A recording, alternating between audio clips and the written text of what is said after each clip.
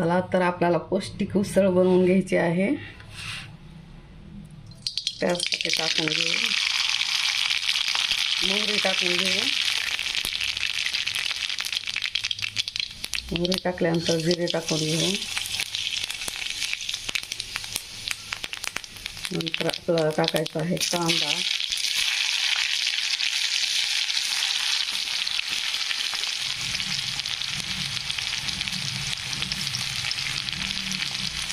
कांदा छान असा फ्राय होऊ द्यायचा.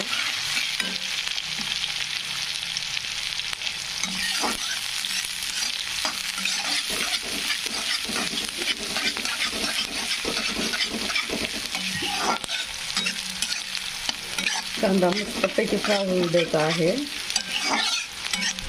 कांदा फ्राय झाल्यानंतर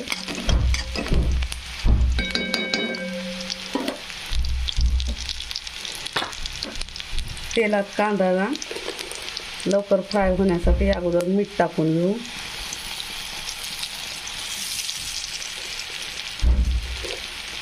मीठ टाकल्यामुळे काय होईल, कांदा लवकर फ्राय होतो.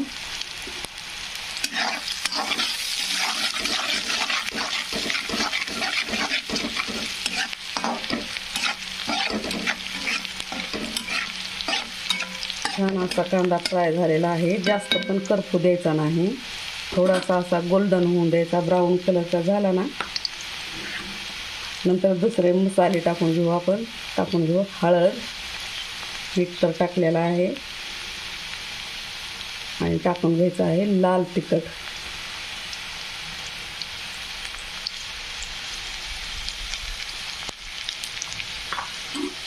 छान असं घालून घ्यायचं आणि नंतर आपल्याला टाकायचे आहे उसळ.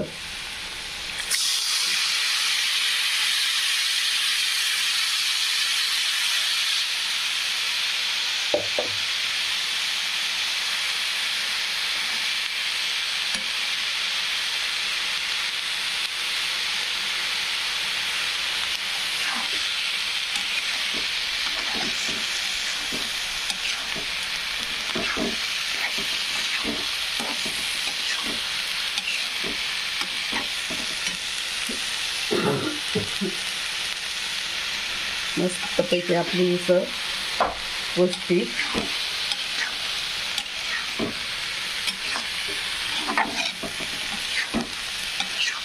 शरीराला ताकद देणारी छानपैकी अशी उसळ आपण बनवून दिली आहे. खूप सुंदर झालेली आहे. मसाले प्रत्येक भाजीत असतात, पण तेवढे मसाले जास्त नाही वापरायचे. साधी आणि सिंपल करायची, एकदम खूप छान लागते. तर मस्तपैकी आपली उसळ. आणि उसळ घरी बनवता येते. मी घरी बनवलेली आहे. थोडेसे वाटाणे टाकले, थोडेसे हरभरे टाकले तर, आणि मोड मटकी टाकलेली आहे. काल सकाळी भिजू घातले होते.